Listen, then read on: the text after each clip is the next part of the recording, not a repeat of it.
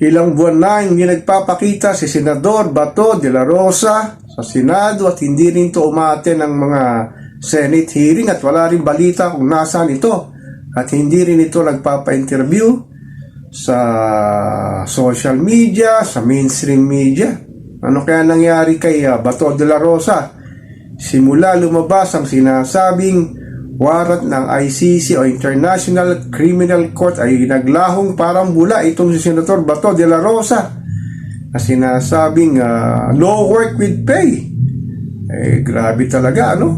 Ang mga ordinaryong empleyado lamang 15 araw para sa sick leave at 15 araw para sa vacation leave. Pag ito'y naubos mo na, ay wala ka ng sinasabing leave na magagamit, no work, no pay ka na.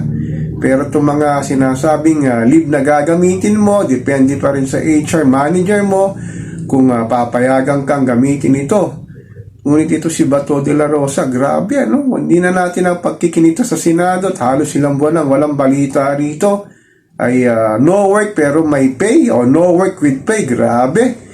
Ilang daang libong sinesweldo nito nanggagaling sa taong bayan, wala namang pakinabang sa kanyang sinasabing paglilingkod para sa Senado. Grabe. Dapat dito ang sinasabing public office is a public trust. Grabe, pero ito si Senator Bato de la Rosa, hindi natin alam kung nasa na siya. Kahit hindi man lang sinasabi ng ilang political analyst, hindi naman konfirmado na meron ng warrant of arrest ang ICC para sa kanya. Ay matatanda ito si Bato de la Rosa, talagang namumuno nung panahon ni Tatay Digong Duterte. Siya ang chief of police at sinasabing namuno sa Operation Tokang ng mga sinasabing drug user, drug lord at mga drug runner, mga drug pusher na walang patumanggang pinatay na sinasabing para lamang malinis daw ang buong Pilipinas, lalo na sa sinasabing paglaganap ng droga. Itong International Criminal Court matapos hulihin si Digong Duterte, ito naman daw ang isusunod si Bato de la Rosa. Kaya hindi pa man lang sinasabi na confirm nga ba na meron siyang warrant of arrest sa ICC, talagang nagtatago na ito. Grabe, kaya lang nakakalungkot na pinasweldo ng taong bayan itong senador na ito wala man lang niho kung nasa na siya.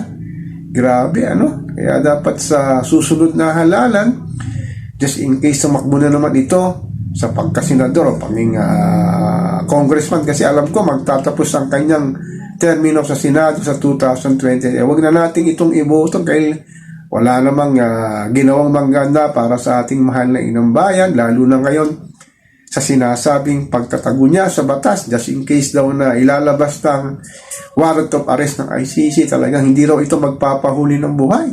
Grabe talaga, no? Sa walang humpay, nagpagtaas ng presyo ng bilihin, serbisyong publiko, krudo gasolina, at kawalan ng healthcare system dito sa ating mahal na inang bayan. Talagang ito si Bato de la Rosa talagang walang pakialam para sa mga sinasabing nasasakupan niya, lalo na sa pagpapalaganap ng kanyang mga sinasabing dapat na gawing batas para sa mga taong bumoto sa kanya. Ngunit ang kanyang ginagawa ay pagtatago lamang sa sinasabing warrant of arrest ng ICC.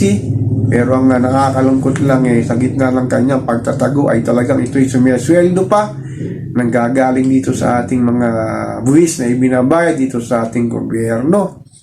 So, si Papa Ken, patuloy po ako magmimiron, magmamatyak dito sa pang-araw-araw nating buhay at kaganapan dito sa ating mahal na inang bayan.